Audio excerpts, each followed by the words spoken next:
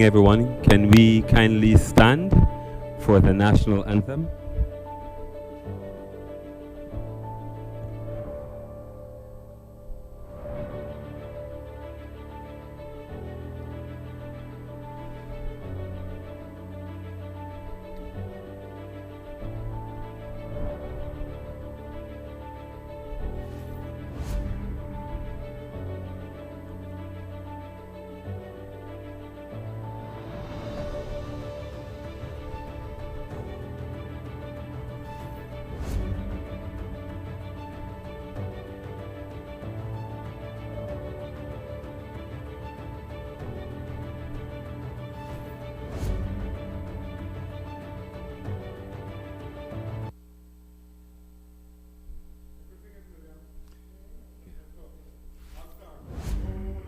After?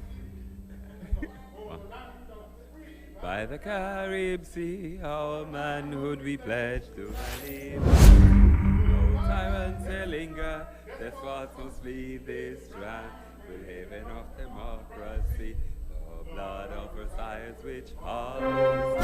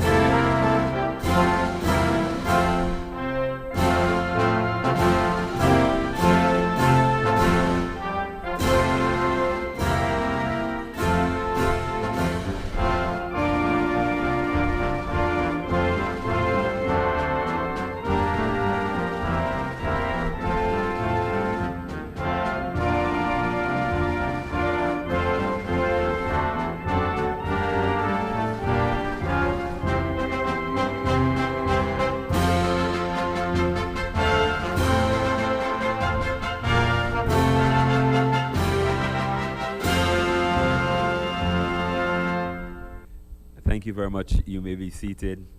You know it's going to be a different night when Jules starts singing the national anthem first.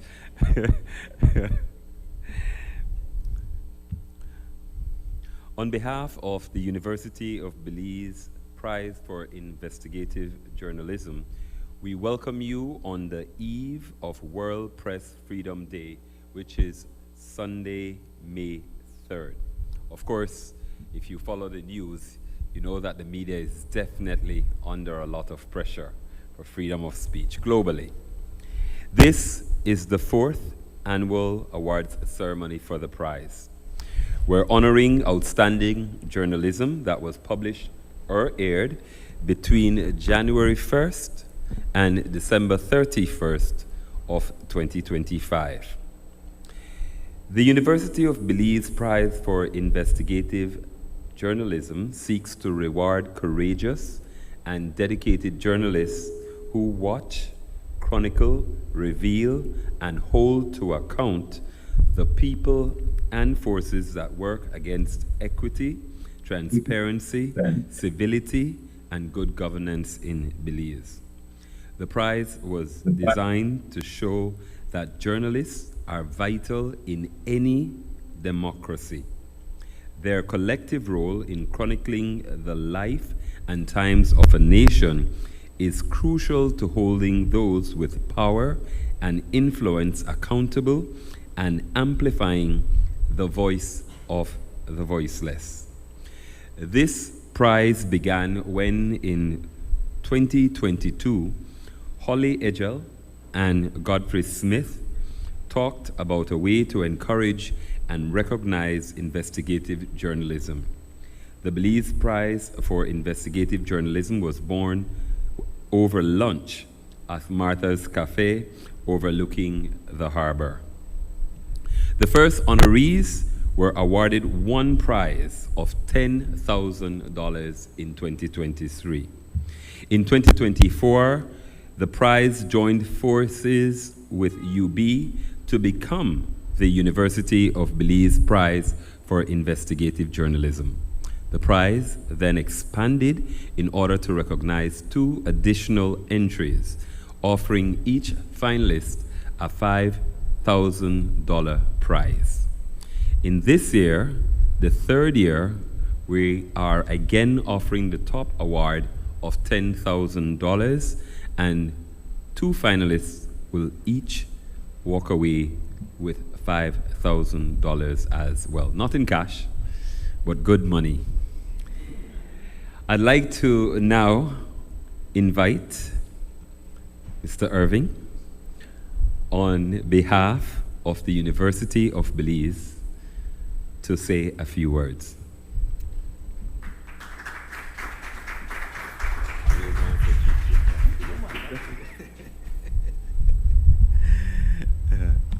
Pleasant good evening. I'd like to send apologies on behalf of President Vincent Palacio. His aunt turned 100 years at Centurion today, so he's in Punta Gorda celebrating with his family. He asked that I apologize on his behalf and make some few remarks regarding this year's Investigative Journalism Prize. To our distinguished guests, our development partners, members of the media fraternity, colleagues of the University of Belize, friends of the University of Belize, and of course, all present today, good evening. Tonight we gather to recognize investigative journalism as an essential contributor to national development and democratic accountability. For Belize, and indeed the world, to move forward, national policy must be informed by truth, evidence, and the real experience of our people. Good policy does not emerge in isolation. It is shaped by research, public dialogue, institutional accountability, and the courage to examine difficult issues honestly. Investigative journalism plays a vital role in the national process. It brings hidden facts to life. It asks questions that institutions must answer. And it allows for us to be able to examine the soul of our nation. These are matters that influence how we think, how we lead, and how we make decisions. As the national university, the University of Belize has a responsibility to support knowledge that serves the public good. We educate not only for employment, but for citizenship, leadership, and service. This prize reflects that responsibility. I take this moment to recognize and thank the founders of this important initiative, Ms. Holly Edgell and Mr. Godfrey Smith,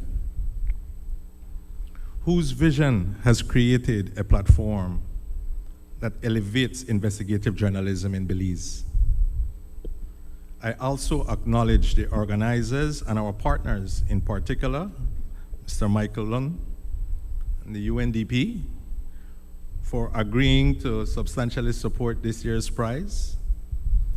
We would also like to acknowledge the Republic of China, Taiwan, for their support, along with the Atlantic Bank, Niche, Aguirre and Company. And of course, Mr. Giovanni Dennis, who will be delivering key remarks today.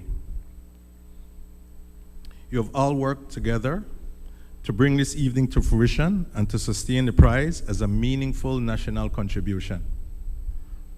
To the finalists, your work stands as a testament to courage, to discipline, and a deep commitment to the truth.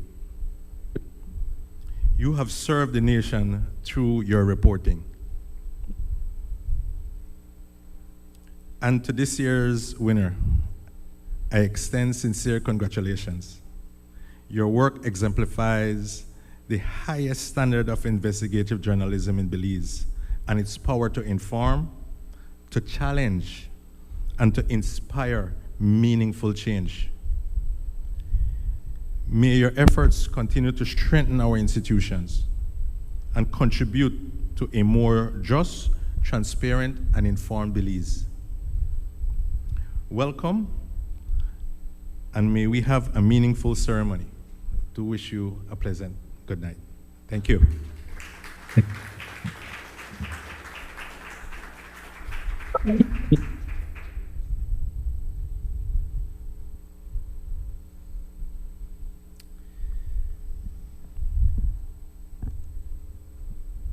Thank you very much, Mr. Irving. I'm tempted to call him Chunchi because we're family and that's how I know him, so I have to correct myself. This is the first year also that you notice that the silent partner and co-conspirator with Holly is being mentioned, Godfrey Smith, and I think that's important as well, that we have more people who are definitely more supportive of the role that the media plays. Let me now take a moment to introduce and thank the United Nations Development Program, UNDP, for our prize of $10,000. And I'd like to invite Michael Lund, UNDP Deputy Resident Representative for Belize, to say a few words. Mr. Lund.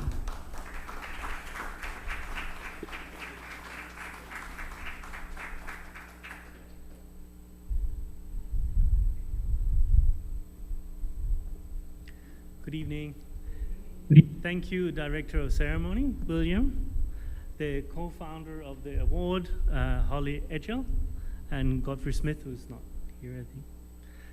The University Director of Institutional Advancement, Mr. Egbert Irvin, Minister Dolores Valderramos Garcia, fellow sponsors of this award tonight, award recipients, members of the media, distinguished guests, ladies and gentlemen, good evening. It's a privilege for me to join you in these beautiful and historic surroundings on behalf of the United Nations Development Program, UNDP, as we mark the World Press Freedom Day 2026 tomorrow and celebrate the excellence in investigative journalism in Belize. After watching the awards ceremony last year in a less pleasant surrounding, I reached out to Dr. Palacio to inquire if it was possible for UNDP to support this year's award. I'm grateful for his positive response and for the opportunity for UNDP to sponsor the first prize this year. While we offer the first prize, we honor all the finalists and indeed all Belizean journalists. So why would UNDP sponsor an investigative journalism award? Well, a core mandate of UNDP globally is effective governance. And in Belize, we actually implement a range of governance projects. And across Latin America and the Caribbean, UNDP supports free and independent media as a cornerstone of democratic governance, from strengthening ethical and solution-oriented journalism with the Cabo Foundation, to countering misinformation and reinforcing media state-citizen dialogue in countries like Bolivia and Uruguay. Here in Belize, the Investigative Journalism Award is important because it validates high-stakes reporting and honors the critical role journalism plays for a functioning democracy. And I want to pay tribute to the founders of the award, Holly Eckel and Godfrey Smith, for their dedication to an informed Belizean citizenry. A special thanks also to, or recognition to the University of Belize for hosting this award. I can think of no better institution for this purpose, as the end goal of a university and of investigative journalism is the same, the truth. As we gather here tonight, we should also, and recognize the journalists of Belize, we should also reflect on the importance of press freedom, which is not an abstract principle, but a living condition for democracy and development. World Press Freedom Day, observed every year on the 3rd of May, was proclaimed by the United Nations General Assembly back in 1993 as a reminder to governments and to societies of our duty to respect and uphold freedom of expression, as enshrined in the Universal Declaration of Human Rights. And I'm sad to note that we're not doing so well globally. Around the world, journalists face harassment, intimidation, legal threats, and economic insecurity. Indeed, World Press Freedom Day is a moment to reflect and remember those who have lost their lives in the pursuit of the truth. According to the Committee to Protect Journalism, at least 129 journalists were killed in 2025, marking last year the deadliest year on record. But please allow me in my special remarks tonight to focus on truth, trust, and democracy, and the importance of the work that you do as investigative journalism in a challenging environment. Because democracy is more than a system of elections and institutions. At its core, it is the quality of a relationship between citizens and between citizens and those who govern.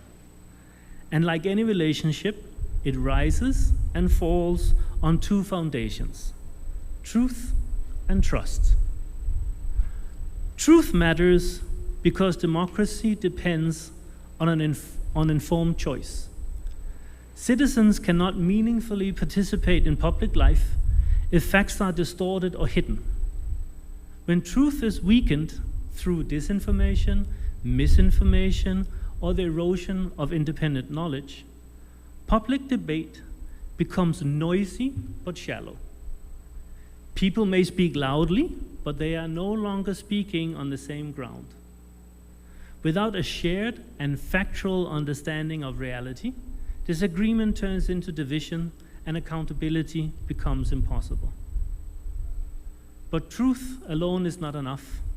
Trust is what allows truth to function in practice. Trust is the belief that institutions will act fairly, that rules will be applied consistently, and that voices, especially those of the most marginalized, will be heard. When trust exists, people accept outcomes even if they may disagree with them, because they believe that the process was legitimate. When trust collapses, every decision is questioned, every actor is suspect, and democracy begins to feel performative rather than participatory. Today, both truth and trust are under strain globally. We see declining confidence in public institutions and digital spaces where falsehoods travels faster than facts. In this environment, democracy becomes fragile. not because people stop caring, but because they stop believing that engagement makes a difference. In Belize, we should be concerned about the level of civic engagement. While Belize scored the highest among all countries in the UN Social Cohesion and Reconciliation Index for English-speaking Caribbean in 2024, Belize also had the lowest level of civic engagement. In this context, investigative journalism is not a peripheral actor. It is a core of democracy's essential safeguards, bringing democratic values to life and spurring civic engagement. Investigative journalism is the practice of pursuing the truth where it is most inconvenient or most contested. It does not exist to amplify power, but to question it, not to inflame, but to verify.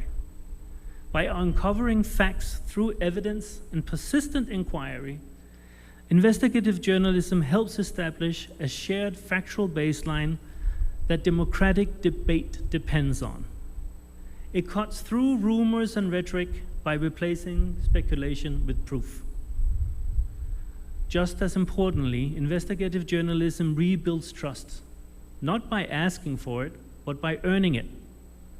When journalists demonstrate independence, rigor, and fairness, they model accountability in action. Citizens are more likely to trust institutions when they see that wrongdoing can be exposed and no actor is beyond inquiry. In that way, investigative journalism strengthens trust not only in the media, but in democracy itself. In an age of information overload, investigative journalism also plays a disciplining role. It slows down the news cycle a little bit.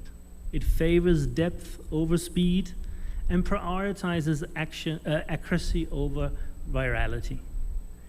It is especially critical in digital environments where falsehoods spread easily and truth competes with spectacle. And in this case, it's also a paradox that although surveys show that over 60% of the people of Latin America and the Caribbean distrust social media, this same social media is the main source of information. Investigative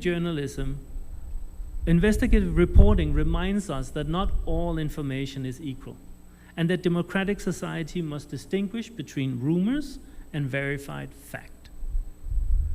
Supporting investigative journalism, therefore, is not about protecting a profession. It is about protecting a public good. It requires legal safeguards for press freedom, access to information, protection of sources, and investment in an independent media ecosystem, especially in small states and developing contexts such as Belize, where resources are limited and public pressures can be high. Ultimately, democracy depends on citizens who trust that the truth can still surface, even when it's uncomfortable. Investigative journalism helps keep that possibility alive. By defending truth through evidence and trust through accountability, it helps ensure that democracy remains not just a formal system, but a living one. But we must acknowledge that journalism today is practiced under growing pressure, also in Belize. Journalism here faces persistent challenges despite a generally open media environment. We hear of limited access to public information, including delayed or denied responses from government agencies, which can stall or deter in-depth reporting. Resource constraints, small newsrooms sizes, and reliance on advertisement in a small market further limits the time and financial capacity needed for sustained investigations.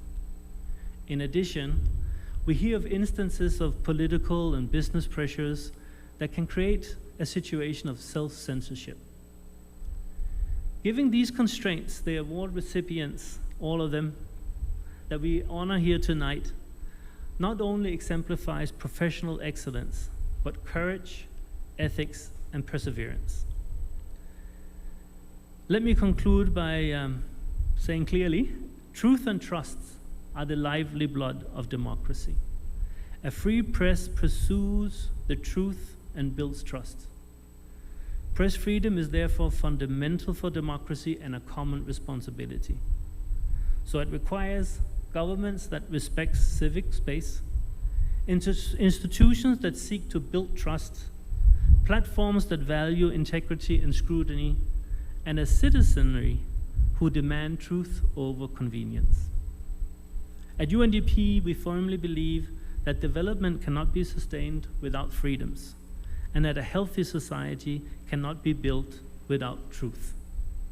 So in closing, to the awards recipients tonight, your work matters, your questions matter, and your courage matters. Thank you.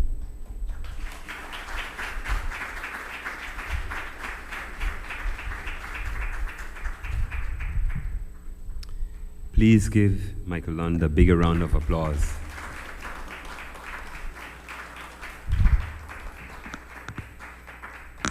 A lot to think about and good information for us to chew on. As a part of my introduction, and before I introduce Holly, of course, I'd like to just take a little trip down memory lane. And no, it's not going to be that long of a trip.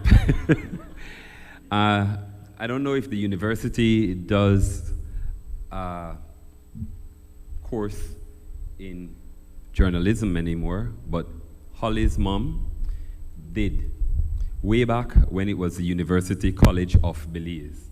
And actually, I was one of the persons who benefited from that course, and I wish definitely that we move from beyond just a course to have an entire program dedicated to it, because we definitely need it.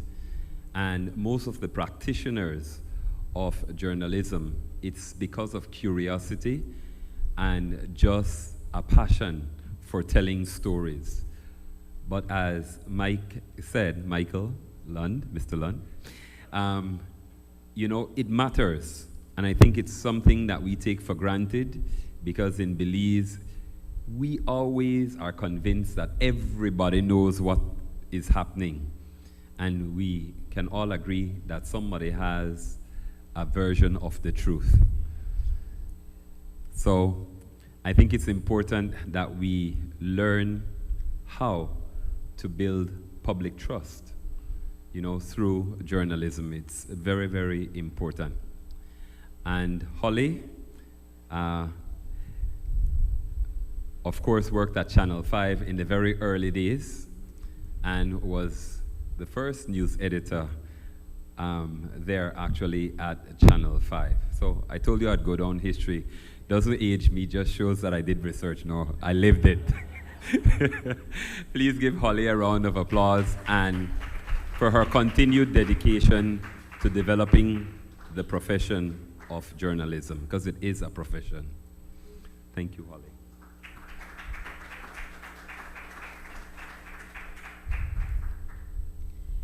I had no idea what I was doing at age 21 when I was the first news director of Channel 5. Thanks again to Mr. Lund. That was a wonderful, I think, a wake-up call for people who are not aware of some of the challenges that our journalism is facing. I mean, just over in Mexico is one of the worst situations for journalism in the world.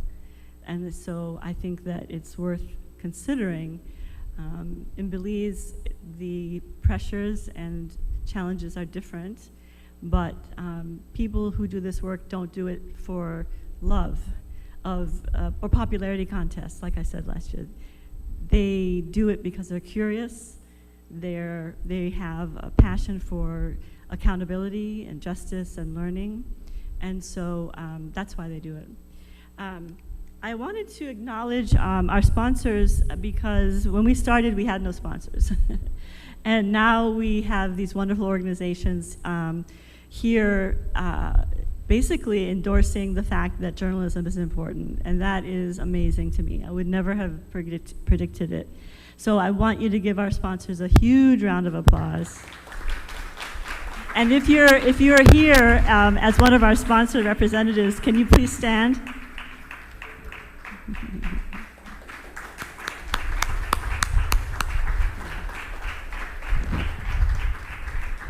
And I'll just put in a plug. Next year is our 5th anniversary, and we'd love to see you back.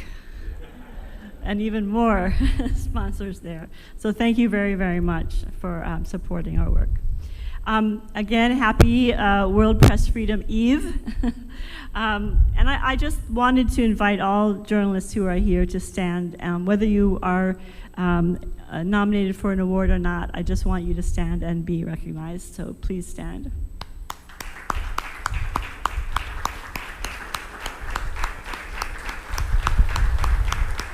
I would include Indira and Marlene in that. Okay. They do this work all hours, every day of the week, and they don't let up. And our examples you'll see tonight of that dedication. So, the ultimate objective of this prize, as has been mentioned, is to recognize the media as an integral part of the nation's commitment to good governance and to develop eventually a certificate course in journalism at the University of Belize. With the continued support of our sponsors and our friends, this first of its kind prize can be sustained for years to come, and the university certificate course can be achieved at some point. So we look forward to seeing you probably here. I don't know, we haven't booked it yet. For our 5th year in 2027. I wanted to tell you a little bit about how the prize works, how we come to these winners. Entrants submit their work from the previous calendar year by January 31st. So as William said, this year we're considering work from January 1st to December 31st of 2025. The prize is open to all media platforms. As Paul and I were talking about, we wish more of the newspapers, radio stations would start to get the fever, catch the wave. So we continue to hope for that to bring more entrants into the contest.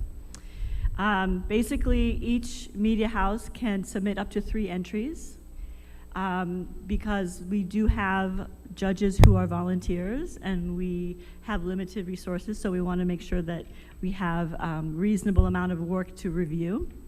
There are always 3 international judges and 1 Belizean judge, and we switch them every 2 years, so we've had now 2 sets of judges.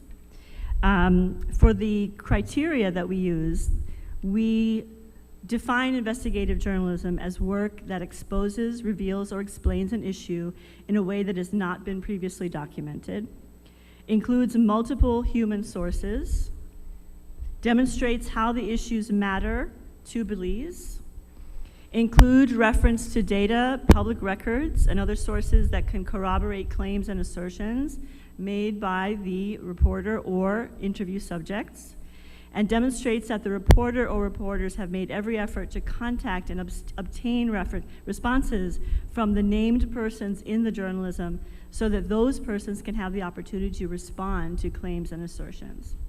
So I wanted to show you our judging panel. I think I have a slide on that one.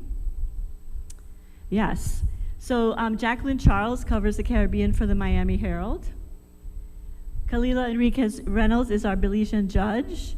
She founded and is CEO, I want to make sure I have the name right, of a company it's a business news company called Money Media in Jamaica. She's based there.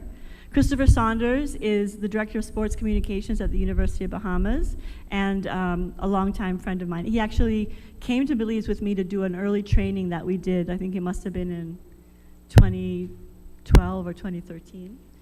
And he loved fried jack. That's what he left with.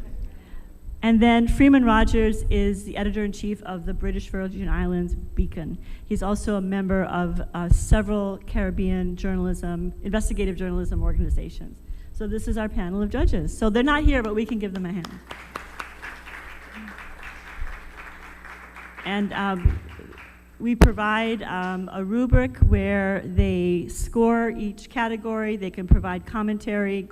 They have the ability to ask questions of each other, discuss amongst each other. And all of this, of course, is done virtually. And so that is the transparency that I wanted to share about how this prize comes together. So now I think I'm going to turn it back over to William, and we have a keynote speaker who is coming to us live from Jamaica. So.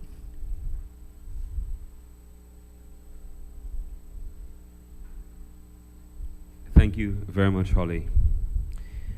Our keynote speaker, who's joining us via Zoom from Kingston, Jamaica, is Managing Editor of News and Current Affairs at CVM TV in Kingston. Giovanni Dennis has led coverage of national elections and the devastating Hurricane Melissa, and has interviewed key figures shaping Jamaican life. He's a two-time Press Association of Jamaica Journalist of the Year and has earned more than 45 journalism awards in Jamaica and the Caribbean. He's a 2018-2019 Shielding Scholar, a 2018 U.S. International Visitor Leadership Program Fellow, and a 2025 United Nations RAF Fellow. Giovanni is a proud father of 3 beautiful daughters.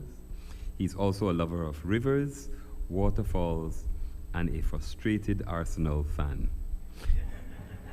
Please give him a round of applause.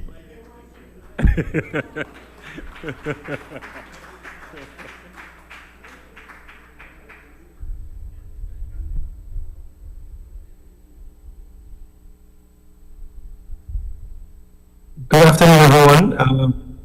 If you could just indicate whether you can hear me clearly, I would be most grateful if somebody could just let me know if the audio is clean and clear and if the video is also clear. And if you're answering me, I don't know because I'm not hearing. Just if someone could just indicate.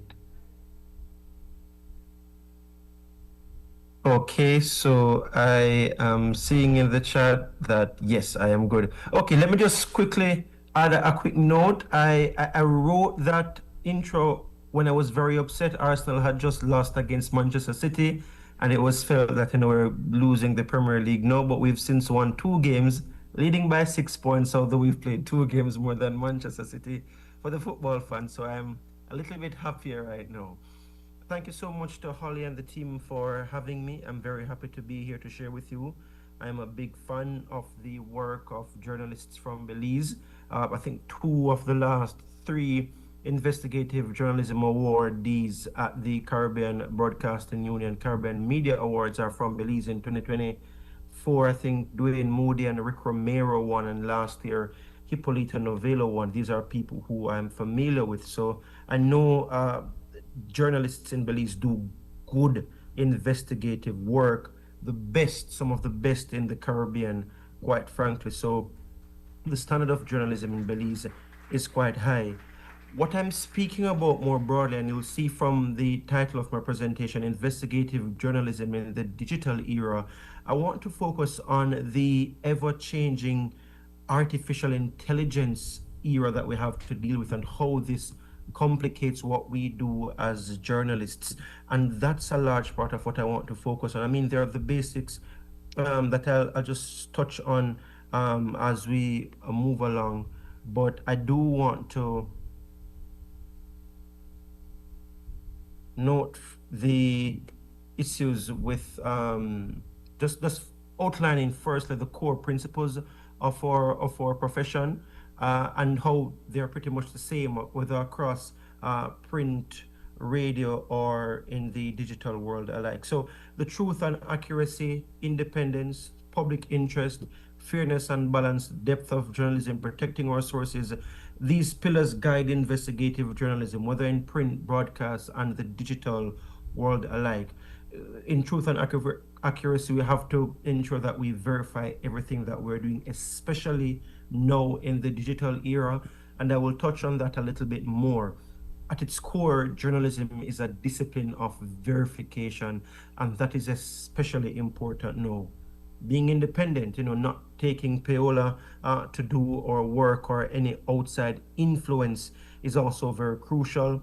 Ensuring that our work is in the public interest, being the voice for those who are voiceless, who don't have the kind of platform that we have to amplify their stories. That's something that we have to continue to do. Being fair and balanced in what we're doing, giving an entity or an individual the right of reply, that's something that we have to pay keen attention to, especially in the digital era of AI and deepfakes. That's something that we have to be very pay keen attention to. The depth of what we're doing, because of how pervasive digital media platforms are, along with social media platforms, and how quick and easy it is for people just to get information just about anything online.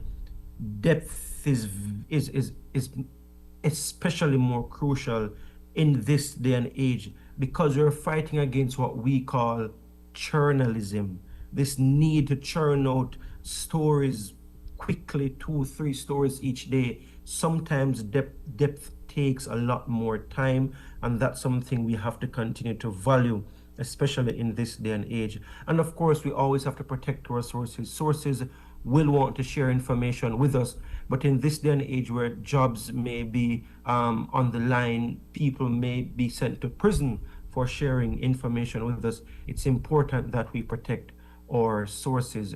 So the advantages of information and doing journalism in the digital age: there are new tools that expand what we can do as journalists. There's the speed of access to information. We can go to a government website, go to an official channel on YouTube, and we can access information, video footage, speeches, access to data that would otherwise take a longer time for us to have access to. The volume of this data is also something that's it's just a lot of information to go through, because it's all there online. And we have tools, AI tools, digital tools that can help us to mine data, to help us to sift through data and organize data online. And there are a plethora of tools that can assist with that. I can say that AI helped me to organize the presentation I'm giving you right now. It's a PowerPoint presentation that I asked a colleague to help me just to kind of organize it, to make it visually appealing, because I'm not physically there with you. And to that extent, as a journalist, I'm okay using AI. AI can also assist with, for example, naming stories. For example, a story I did last year, a documentary that won the award for environmental reporting in Jamaica. The name of it was generated by AI, Driven to Pollute, Cars and Climate Change. To those extent, I'm okay with AI, but then I've noticed in the last 2 or so years, the Caribbean Broadcasting Union asking reporters to indicate the percentage of work or assistance that they got from AI, because if there's more than 25%, then the story can't be allowed to enter. As a journalist, personally, I have an issue with journalists using AI to write their work. I do believe we still need to leave room for that humanness in our stories, the heart that we put into our reports. And so that's something that we are constantly battling and dealing with right now. As an editor, I've noticed it as well. I can tell how some of my reporters write, and I can tell when there's a little bit of AI to help them kind of write the information. And that's something that we're dealing with and grappling with right now. I know, for example, a colleague, Dr. Nadine McLeod, is writing a book on this very issue, looking at how artificial intelligence is changing or how we deal with journalism currently. And so those are issues that we have to be mindful of in the digital age. AI, to that extent, to some extent as well, can be used as a tool. So I mentioned naming the stories earlier, and also helping to organize a presentation like this, for example, even though we input the data. But we have to be careful. The level of what we call deep fake taking place now is a major issue, and I'm going to touch on that briefly. uh, digital sources in action. For this, I'll just give you a quick example. A former Miss World, Lisa Hanna, and she's a former lawmaker as well in Jamaica, used Instagram to announce a business. It gave journalists instant, on the record, a lead story for people, for example, fashion magazines or the Flair magazine in the Gleaner, for example. She's launching her business. That's how digital media helps. Everybody has access to it quickly. But there's also the drawback as well. And just to give you another quick example, a consumer found metal packaged in sugar recently. It's a Jamaican consumer. He bought sugar and there were traces of metal in it, and he just used a magnet to kind of highlight that. And that video, he shared the video of him recording and getting out the metal from the sugar. He shared that online and the video went viral. It forced traditional media to cover the story and compelled regulators to respond, to say what they're doing now. There's been a ban on that company. It's been placed under investigation. The sugar was withdrawn from shelves as well, produced by that company. And so this is how digital media helps in the modern age. These are the benefits of it. But the pitfalls is the deep fakes, issues surrounding deep fakes. And I'm going to share a personal example as well. Unverified information and also journalists being attacked online. UNESCO said recently that 73% of women journalists surveyed reported being threatened, intimidated, or insulted online in connection with their work. So digital media leads to that as well. These are kind of added stress and burdens that journalists will have to contend with, especially if you're doing good investigative work. These are all issues we have to contend with.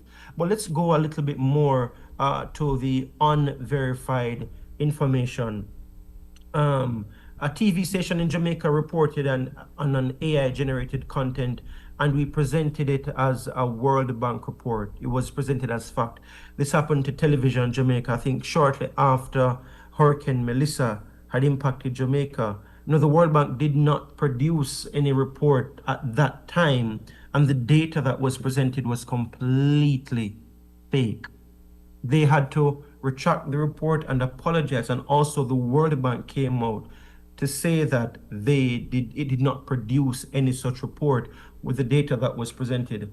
This is a very real and concerning issue, and it's something that is we have to be mindful of. We have to take that extra mile now to verify the information that we see online. And Television Jamaica, which is a part of the RGR Gleaner Group, is one of the largest media houses in the English-speaking Caribbean, and this is something that affected them recently. Deepfake, I was affected by this recently. This is myself and colleague Andrea Chisholm before I left Television Jamaica, and it generated a promotion or an ad saying that there's some investment scheme where people can get up to 40% returns on their money per month using my voice and likeness as well as Andrea Chisholm's, and it was going viral online. We had to put out a video saying, no, this is actually fake, and we did not put this out. The Bank of Jamaica also had to put out something on this, and this is something that we have to be mindful of. Deepfakes, AI-generated synthetic video and audio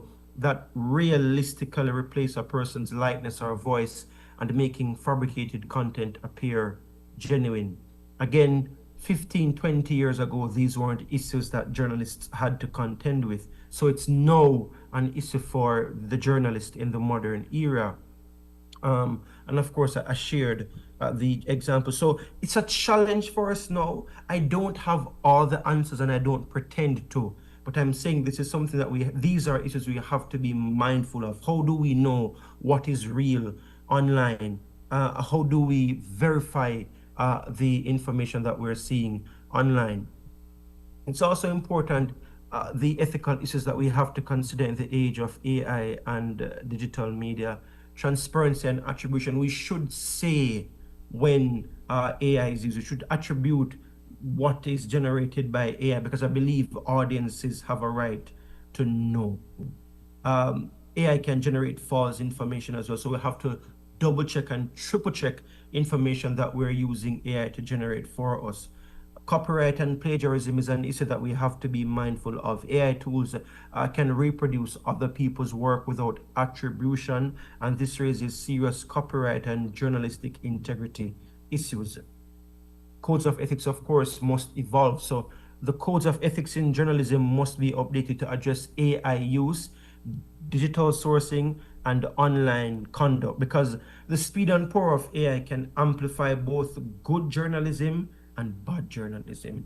And so ethics remain the journalist's compass where this is concerned. We have to be very honest with what we are doing. Again, we also have to cross-check multiple independent sources, check official records. So sometimes if you're typing something on Google nowadays, it says the information is AI generated and it quotes official sources.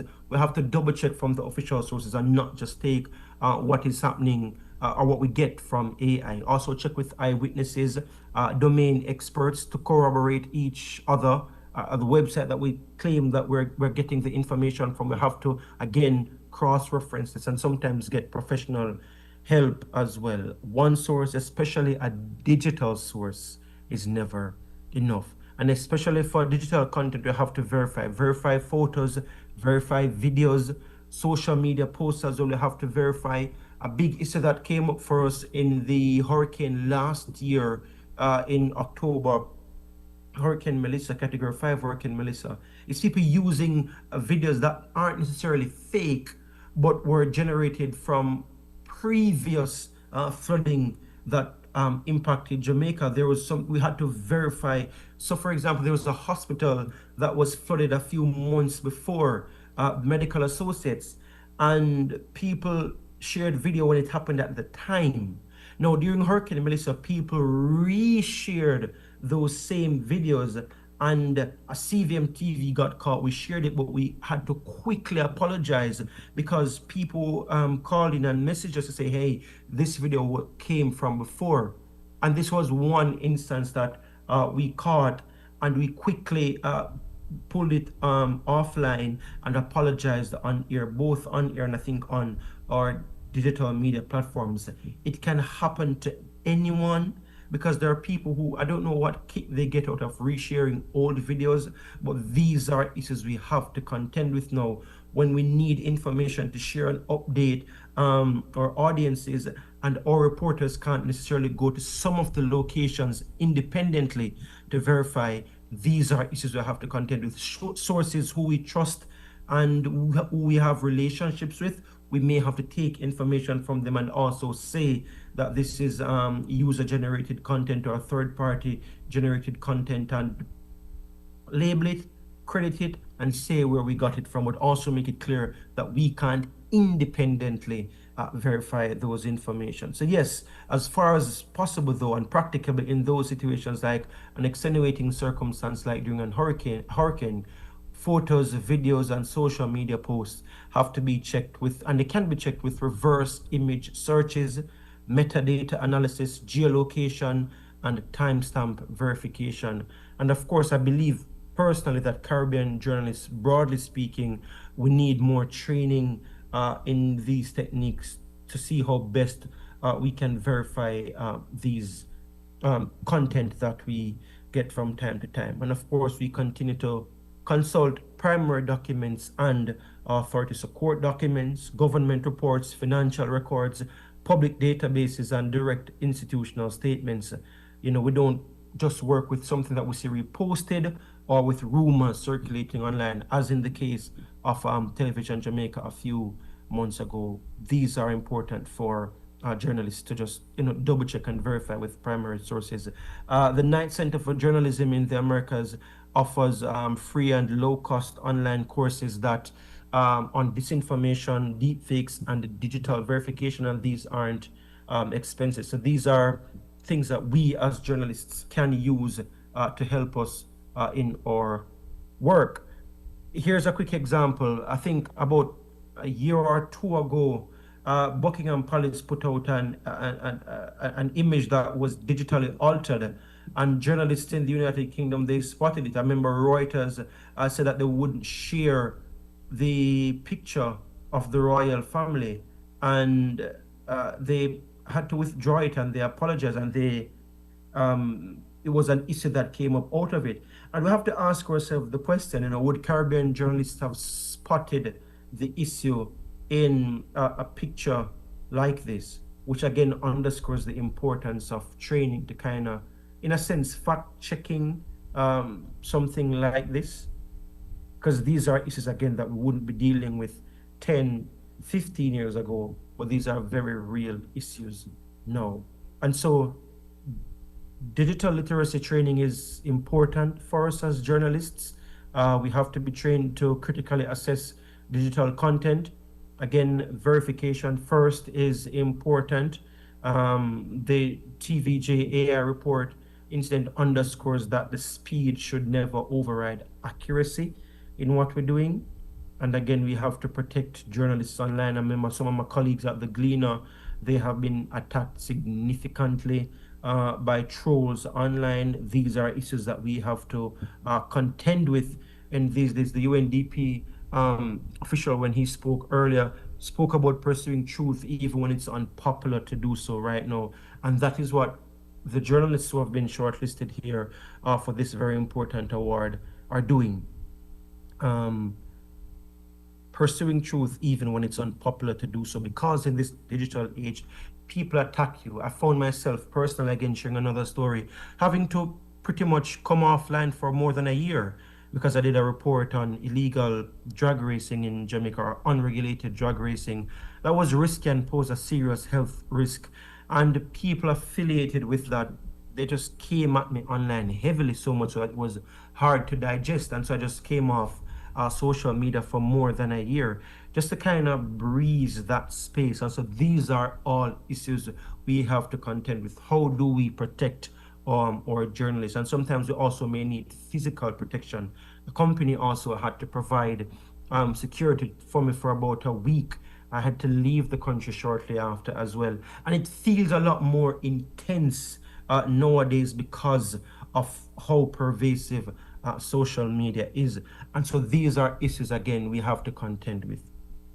The tools change, I will say, we know this, but the mission doesn't. Truth, independence, public interest, fairness, depth, and protecting our sources.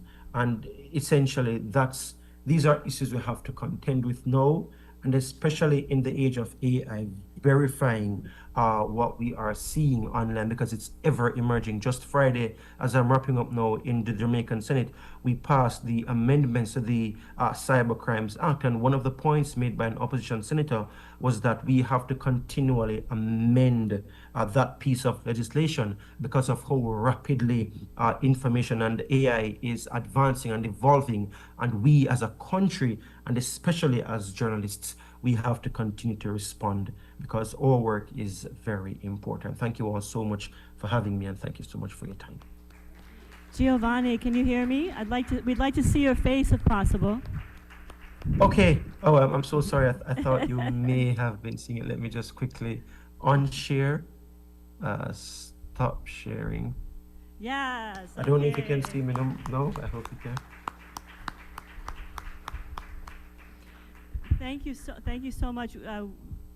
Egbert here from the university and I were just talking about some of these issues and how we could, perhaps for our 5th anniversary next year, build a seminar, a panel, some discussion points around some of these challenges. And thank you so much for the time that you put into creating that wonderful, I might steal it, presentation. That was really great. Thank you so much. And you know, when journalists are taken in by deepfakes and other false information, that erodes trust. And so it behooves us to stand guard against that. Actually, a recent example of AI that where the reporters are clashing with their publishers. It's actually the same company that owns the Miami Herald. It's called McClatchy, and they own newspapers all over the country in the US. And they are using AI, and they're really butting up against the journalists. And the journalists went on a byline strike, which is basically they said, don't put my name on that story because that's AI. I'm not. So what happens then, they're unionized. A lot of reporters in the U.S. are part of a union. And so the reporters across the company withheld their bylines. But then, you know, there may have been a time when owners and publishers would have taken that into account and come to the table and really negotiated. But many of the owners and publishers now in the U.S. are fighting to even stay relevant as newspapers. And so what they're trying to do with AI is generate more and more and more content journalism, as you said, and reporters who are trained to take their time, verify sources, talk to multiple people, do research. That takes time, and time is money to the owners and the publishers, and so there's a clash there that is becoming more of a problem. Does anybody have a question that they'd like me to ask Giovanni while we have him? Everyone's just ready to get their award, Giovanni. They're ready. Well, we'll say good night to you. I hope we get to meet sometime in person, and stay safe, and feel free to keep watching. Thank you. Let's give him another hand.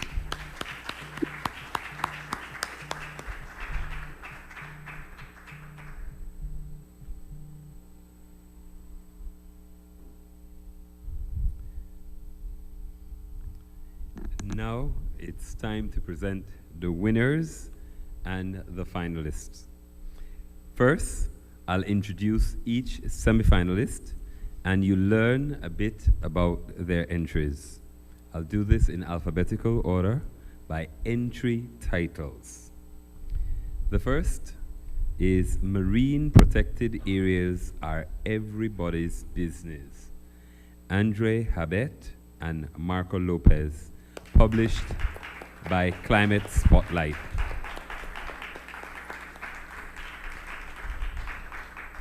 I'm going to read an excerpt from the article. Over the course of 6 months, Climate Spotlight spoke to representatives from 6 of 7 of Belize's Marine Protected Areas co-managers to learn more about their job and what they believe it will take to meet Belize's ambitious and contractual goal of expanding its marine protected areas to 30% by the end of 2026. Much of the media coverage of the Belize Blue Bond has amplified a celebratory perspective in coverage by outlets such as the New York Times and Bloomberg, which cautiously endorsed Belize's Blue Bond as a model for other developing countries rich in biodiversity seeking to reduce foreign debts, a mechanism TNC has since deployed in the Bahamas and Barbados. However, those on the ground who spoke with Climate Spotlight shared a much more complex picture. Despite millions of dollars allocated to fulfill the terms of the conservation funding agreement, those on the front lines of enforcement face an incredibly daunting task. They must both sensitize users, primarily fishers and tour operators, and enforce rapidly expanding protected areas. For example, the Sapodilla Keys Marine Reserve has already been expanded 8 times its pre-2020 size.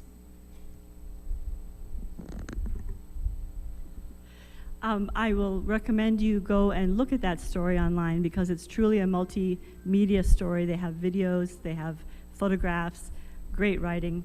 Here's what one of the judges said. A well-written and well-researched investigation of much importance to the entire Caribbean. Spending time with the rangers was key in putting a human face on the story. Again, that word, time. The investigation showed the human importance of marine protected areas while also showing the real story behind the rhetoric about them on the global stage. Well done.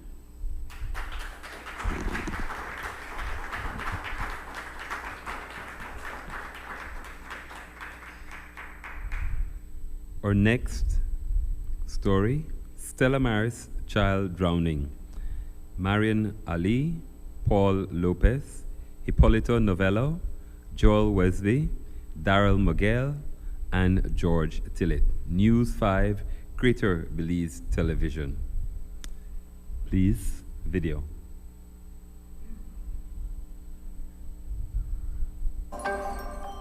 News 5 has obtained surveillance footage tracing the final steps of 6-year-old Gabriel Oriano, an autistic student, before he was tragically found lifeless near the municipal airport hangar.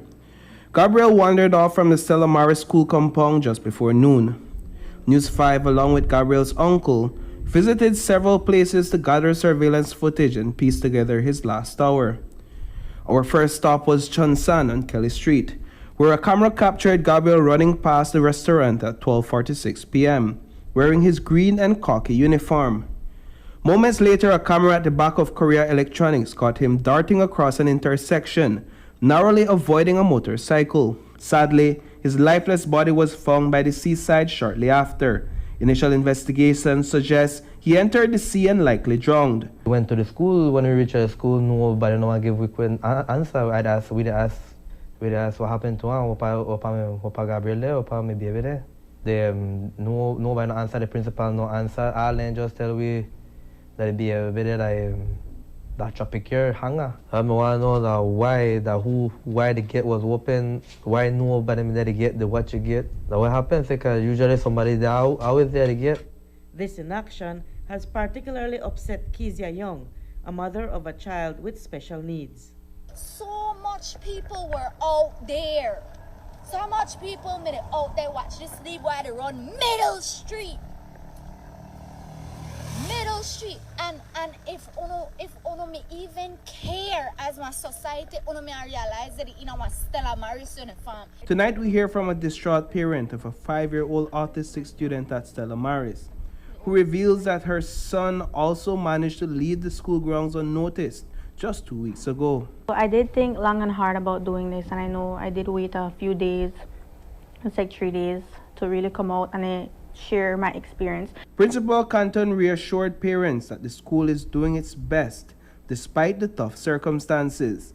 She apologized to the parent for the incident and pointed out another hazard on the school grounds that needs to be addressed. And the thing is that whosoever was a principal before got a lot of rocks and things all over the place. So that is what he used to climb over. Immediately we undertook a review of all of our safety features, of our protocols, our safety protocols, our response to these incidents. A part of the tribute, when we open the building, we'll dedicate a special plaque to young Gabriel.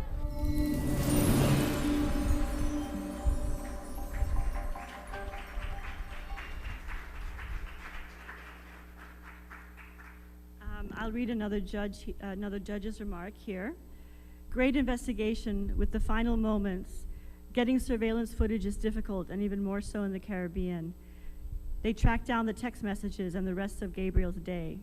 A lot of questions for education officials are missing answers. A lot of people should take blame and not just those in the streets. It seems as if there's going to be educational changes because of this incident and reporting.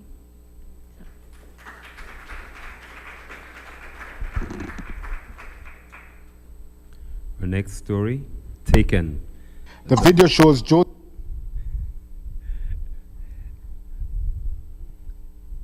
Taken, the Budna abduction and the police cover-up. Jules Vasquez, Brian Castillo, and Denver Fairweather. 7 News, a Tropical Vision Limited. Video, please. The video shows Joseph Budna being chased from Banquitas towards the courthouse and police station. He's pursued by one man while the blue Chevy Equinox, which looks grey in the video, is also on his tail. He then runs across the street to the library where he falls on the sidewalk, and they beat him for 3 minutes. They continue to pound him. All the while he's shouting, making noise. After 1.5 minutes of this beatdown, a police officer strides over from the station. One of the aggressors stands up from beating an unarmed man and casually waves off the responding officer. And the police officer then walked back to the station, sending home a civilian who was also responding. And then, in plain view, in the heart of Orange Walk, 100 feet from the station, the abductors can be seen carrying Joseph Budna across the street. The Equinox, with him inside, then drives off and is later seen driving up stop to get away. This logbook entry in the official SPU diary certifies the handing over of a CZ brand 9mm pistol with 14 live rounds to Detective Constable 476 Barry Flowers on Thursday, August 21st at 9:56 a.m. Flowers, who at that time was listed on the official SPU detail as being on leave, acknowledges receipt of the weapon and signs for it. It happened here at the Mahogany Street substation, where weapons are never assigned to officers on leave. That brings us back to the same deathless question. Who could have authorized it? He had on a white t-shirt, three-quarter pants, and I saw his face, so I can recognize him. Yes, he's the one that had me over. The white t-shirt. So you're saying that person in the picture identified as Barry Flowers? Yes. Are you certain? Yes, from his face, I can recognize his face. A Belizean citizen was in Belize. He is now in a Guatemalan prison. It was not his intention to go to that Guatemalan prison, and he has spoken, and he has said what happened to him. A crime has been committed. Our investigation so far has not revealed that any police officer approached those individuals, and it was shown in the camera footage that only the confrontation were among 4 individuals. Rosado refers knowingly to the camera footage, but then why did he lie about what is clear to be seen on the video, which is Corporal Choco responding and being waved away by one of the abductors? I apologize as director for saying this, but I was also expecting that there would have been nothing in the file. What I was not expecting was that there would be less than nothing in the file, which is really my characterization of what has been put before me. The video shows Joseph.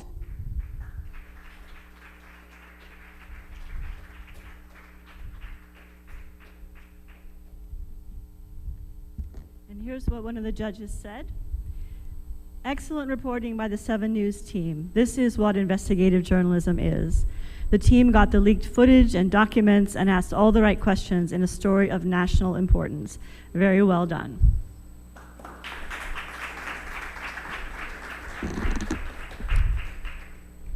And now it's time to present our prizes. As your name is called, please join us up front to receive your check and to have your picture taken.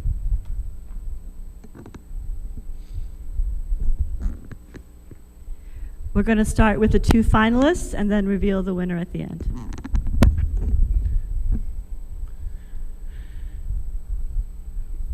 Finalist team, News 5, Paul Lopez, Joel Westby, and George Tillett.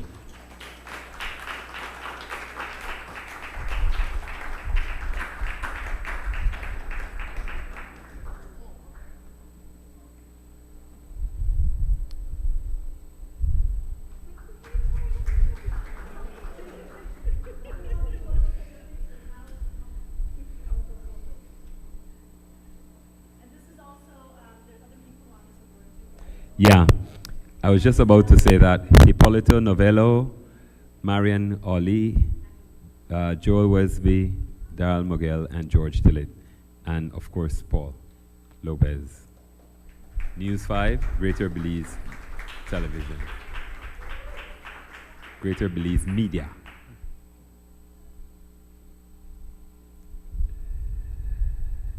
The next finalist team, Andre Habet and Marco Lopez.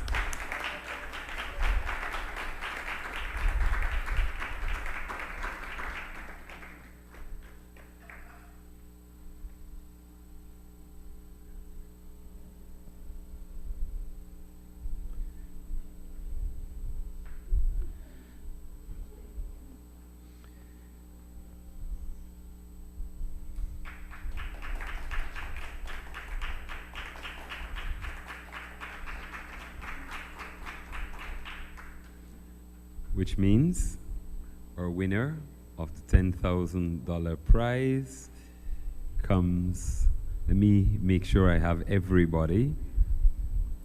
Jules Vasquez, Brian Castillo, and Denver Fairweather from 7 News Tropical Vision Limited.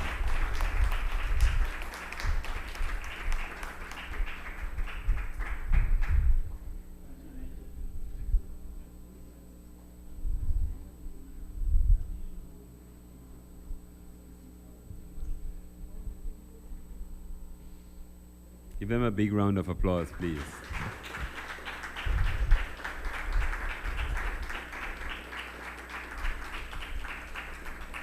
And I think, based on the list, and of course I want to invite Jules to say, make some remarks, it's obvious that the person that you see on camera is not the only person who works on a story, and I think that's very important to underscore.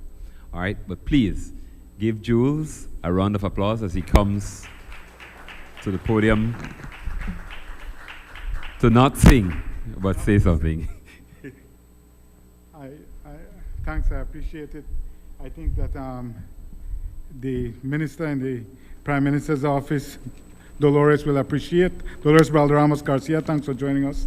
I think you will appreciate the George Price version of the anthem I was trying to do.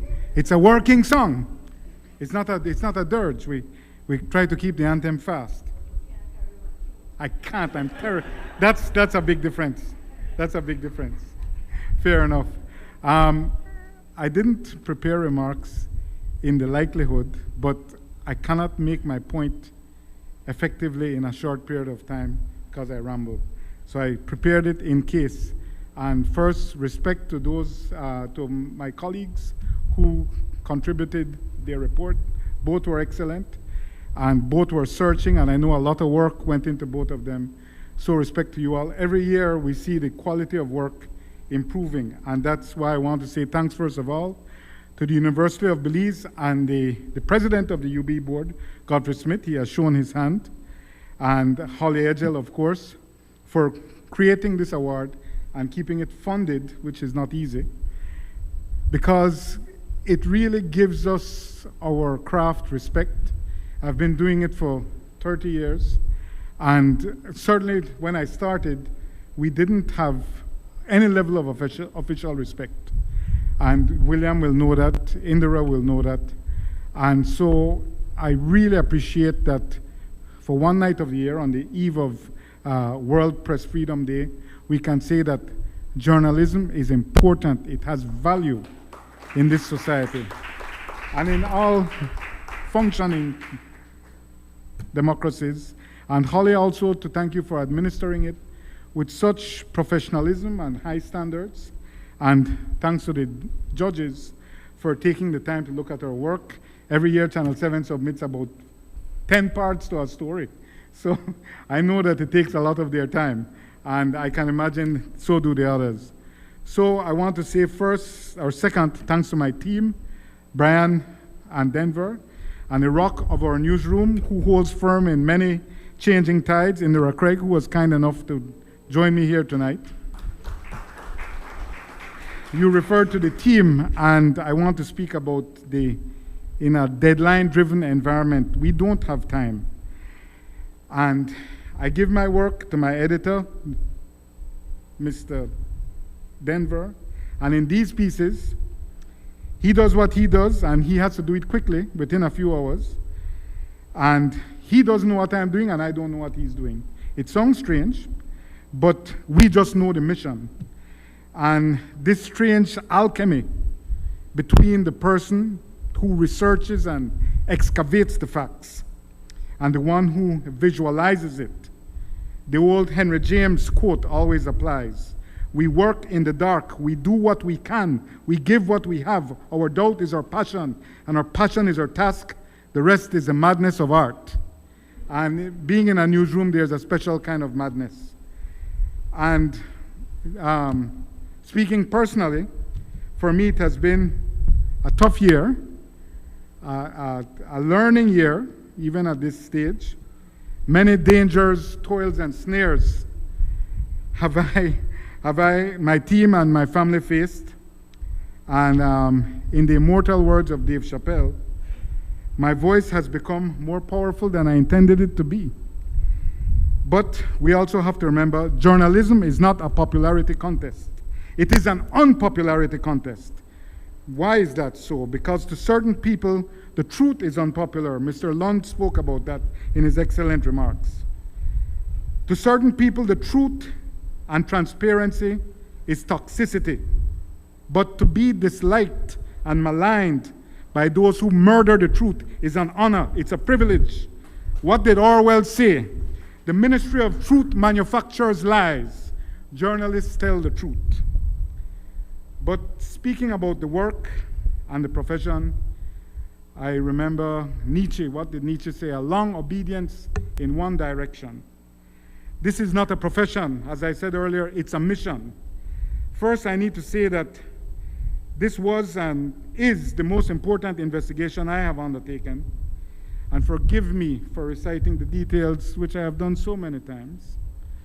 But a Belizean citizen tonight languishes in a Guatemalan jail, the victim of a crime that happened in plain sight, an abduction carried out by state actors, by lawmen. And not one arrest has been made. Instead, we have seen official obfuscation, state-level secrecy, and of course, promotions for those involved. Only the DPP, as you just saw, has been bold enough to say that a grave crime happened. So tonight, while we celebrate journalism, a Belizean citizen is still in that Guatemalan jail. And he's there because his work as a citizen journalist offended a member of the political class. To continue the charade of a state that values the rule of law really puts a lie to our entire national enterprise. It sounds like an extreme statement, but it's the truth. And at some point, we have to tell the truth. Somebody in officialdom, apart from the DPP, has to say, listen, we have to solve this. There's evidence that a crime happened, and we have to get to the bottom of it. But the band plays on. So that's the work.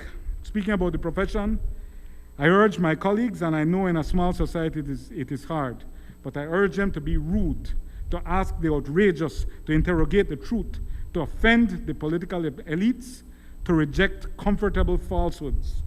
My colleagues, we are confronted by a secrecy state with its roots deep in our colonial roots of official secrecy. They started building the state in 1981, before we even had a free press, an independent media. Can you imagine embarking on a state-building exercise without one of the pillars of a democracy?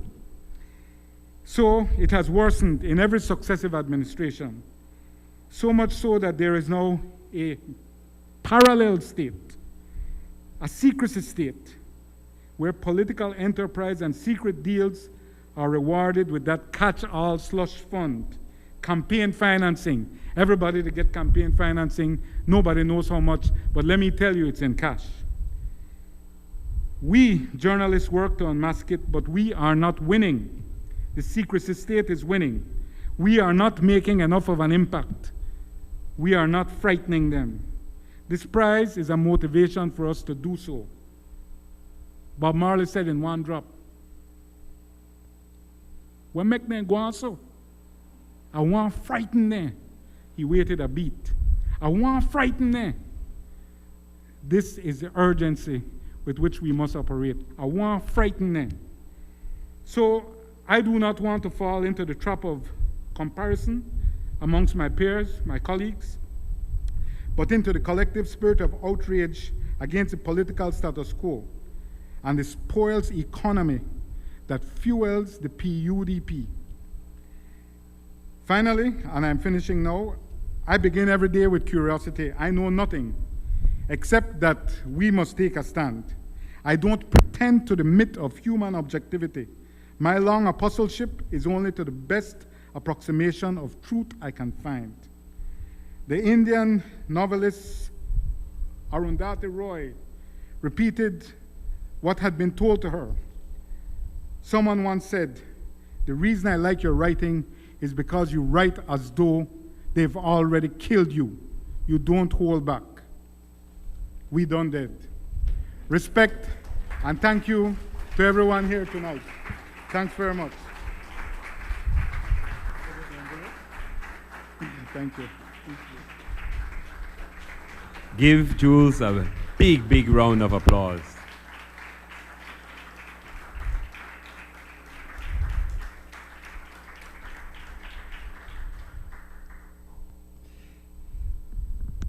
I'd like to invite the other finalists to come forward if they'd like to say something. It's optional. I know Jules might have scared you all, but please feel free to come forward.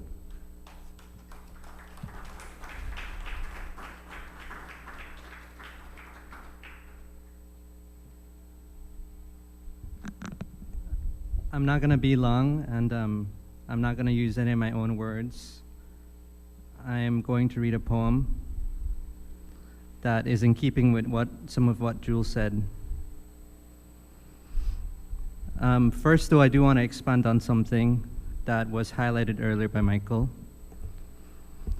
Earlier this year, the Committee to Protect Journalists shared that 2024 and 2025 were the deadliest years for journalists worldwide since they began documenting that in 1992. In both years, Israel was responsible for 70% of the recorded deaths, according to the CPJ. In addition to the 264 journalists who were killed, 174 were wounded and 106 imprisoned since the start of the war in Gaza. CPJ went on to share that, quote, more journalists were killed in Gaza in the first few months of the conflict than in the entirety of World War II, Vietnam, or the Afghanistan War, unquote. I therefore invite you to share in 10 seconds of silence with me to commemorate the Palestinian journalists who were killed in their line of duty while under the protection of the Geneva Convention.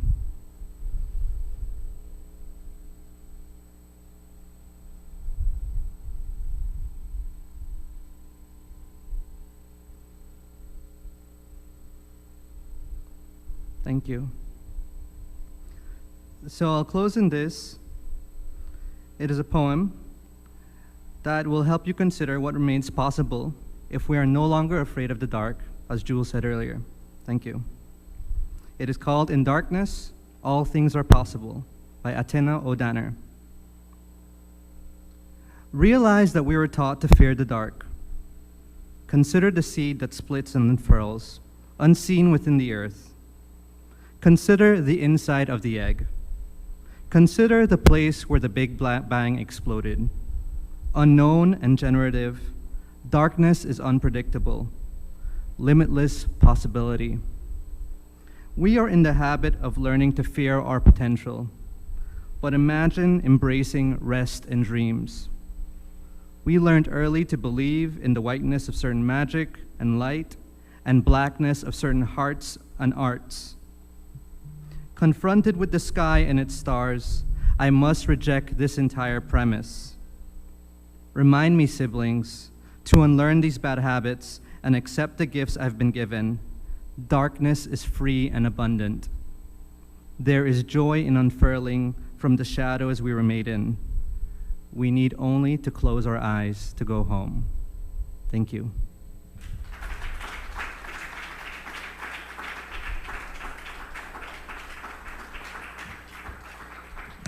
Paul.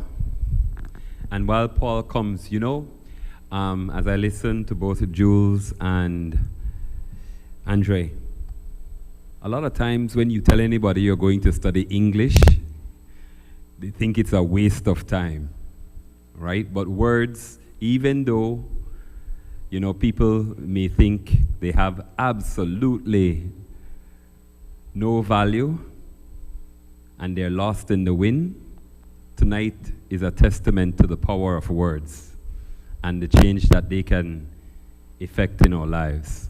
Paul? All right, good night, everybody. I'm going to be short. Thanks for being here tonight. Congratulations, Jules and team. Big win. Marco, Andre, congrats as well. Keep up the good job. I know you guys are doing excellent work. And of course, to my team at Greater Belize Media, myself, Marian, we have Hippolito, we have Darrell, George, Joel, and Joel. So it's a lot of us, right? It shows the teamwork. I'd like to give thanks to God, of course, first and foremost, for giving us this opportunity.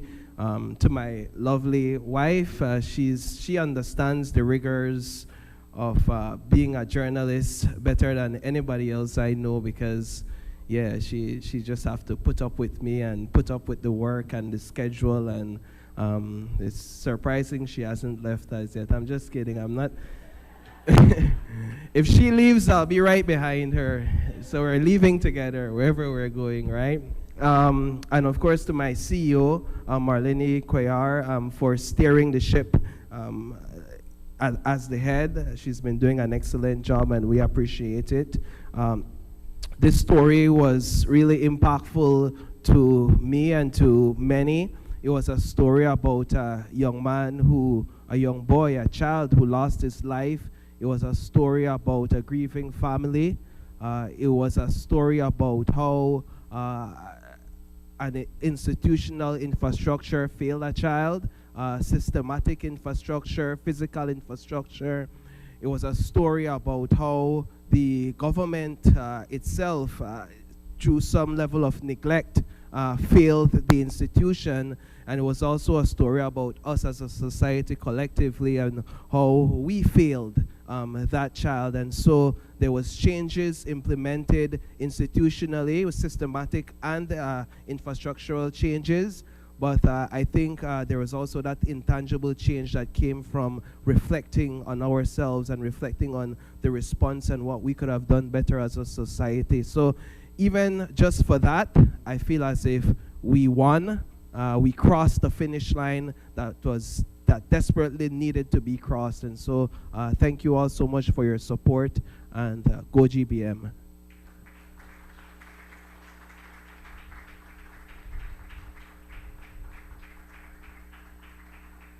I like it. You make sure you thank the women in your life. We're getting ready to close. And of course, we have to, again, give all the journalists in the room a big round of applause. Jules said it's not a popularity contest. However, when you live in a small country, it also means that you give your life over to your community. Everywhere you go, there are stories that people, they see you, they think of a story they want to share.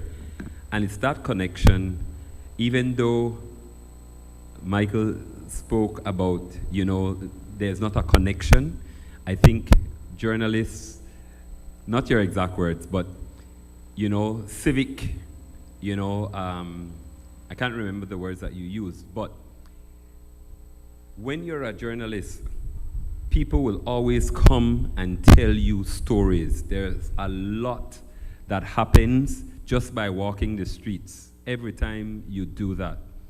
And the stories, if you take the time to listen, you don't even have to come up with original ideas. They're right there for you, because people are living it. And when you drive, when you navigate society, sometimes you forget that other people are also navigating, but not with some of the things that we take for granted. And I think it's important that journalists be recognized, because it's a constant onslaught, of people telling you their stories. And it's not something in a country like Belize that you're rewarded heavily for in terms of money. But I think the satisfaction that you heard being expressed tonight is thanks enough. So please, again, give the journalists a round of applause. Holly? Let's give our Director of Ceremonies a round of applause. I think it occurred to me that the winners tonight, all the stories have something in common, which is that things happen in plain sight, whether at sea, whether on our streets, whether in plain sight in a public place in Orange Walk, and that sort of social cohesion that you talked about and civic engagement. I've seen cases in Belize where outcry and outrage does change things. I remember I was blown away when I think it was 2016 when offshore oil exploration was a thing. And Belizeans said, oh no, no way. And the media and the public basically formed a partnership and they put a stop to something, so it can happen. I wanted to make a few announcements. Number one, we will be celebrating this award next May 8th. So 8th of May, we're going to steer clear of Labor Day weekend, which we forgot about this time. And then I'm also going to be sending out, and Marlene actually gave me this idea, send out a survey to all the media houses to get a sense of how this prize is working for them, what can we do differently. I know Jules already has some ideas about what to do differently, he shared. Every year he shares them. And, but really trying to spur more entrance from across the media landscape and really recognize each individual entry in a way that does them justice. So very pleased to announce that. Look for that in your email inboxes very soon. I'd love to thank our very distinguished guests, including Dolores Ramos Garcia. It's good to have you. And we've learned a lot. I've learned a lot tonight between all the remarks that people have shared. And just next time, if you see a journalist, give them a pat on the back, buy them a bottle of water. Don't hug them; they might not welcome that.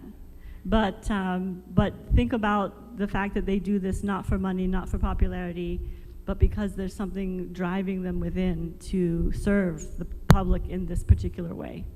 So we have some treats here, some refreshments, so we hope that you stay and enjoy yourselves. Thank you.